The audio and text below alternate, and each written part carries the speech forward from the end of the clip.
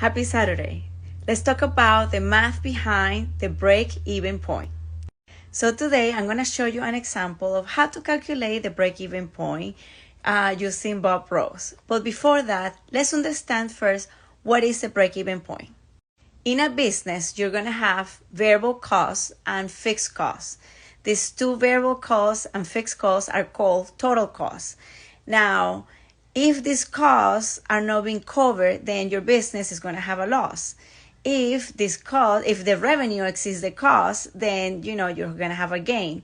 However, what happens when the total revenue is equal to the total cost? Well, that is your break-even point.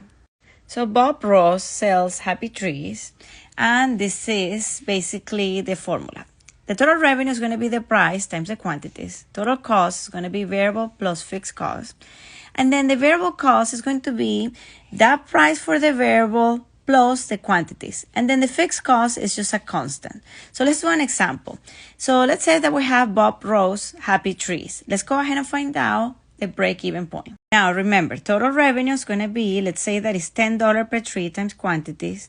The total cost, let's say the variable cost is $5 times the quantities, and then the fixed cost means the rent to run the store and things that basically will always be constant through the business.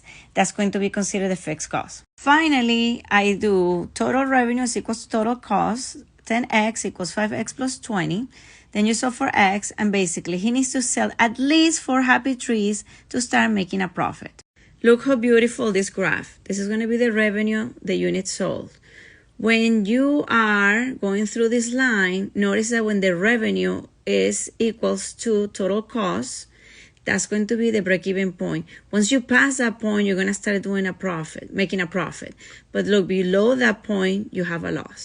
So if he knows that he needs to sell at least 4 trees, he can plan his business, and he can, he's going to have a higher chance of making a profit than just not knowing what is the target for him to do in order to break even. I hope you enjoyed this tutorial. I'm going to be doing more tutorials now that I have a job teaching again. So I'm very excited. So stay tuned, especially calculators tutorials. We're going to be doing AP Statistics, AP Calculus, AB, BC, a lot of tutorials with the calculator. So we got this.